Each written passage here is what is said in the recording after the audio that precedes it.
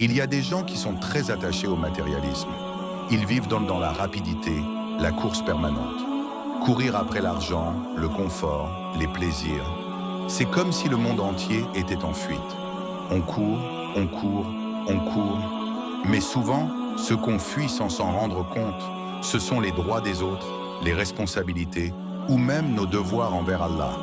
Et au fond, on cherche tous une chose, du réconfort, de la force intérieure, un apaisement.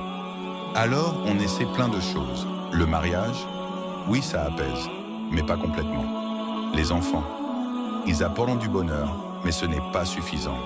Le travail, les études, ça occupe, ça donne un but, mais ça ne remplit pas ce vide.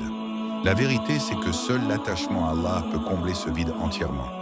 On connaît ce que dit Allah, on connaît les paroles de notre Seigneur, mais on vit comme si on ne savait pas, comme si on ne comprenait pas que la solution est là, claire.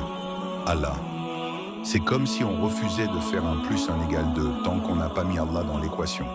La religion nous enseigne le halal et le haram, mais beaucoup continuent à vivre sans vraie conscience, comme si l'enfer n'était qu'une idée abstraite, comme si le rappel ne touchait plus nos cœurs.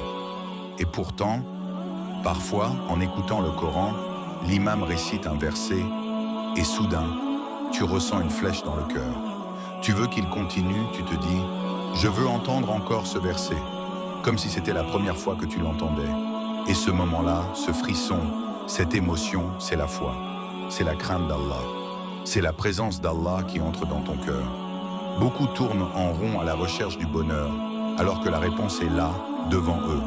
Et souvent, ce sont ceux qui ont vécu sans Allah, qui finissent par dire « Je cherchais quelque chose et je ne l'ai trouvé qu'en Allah ».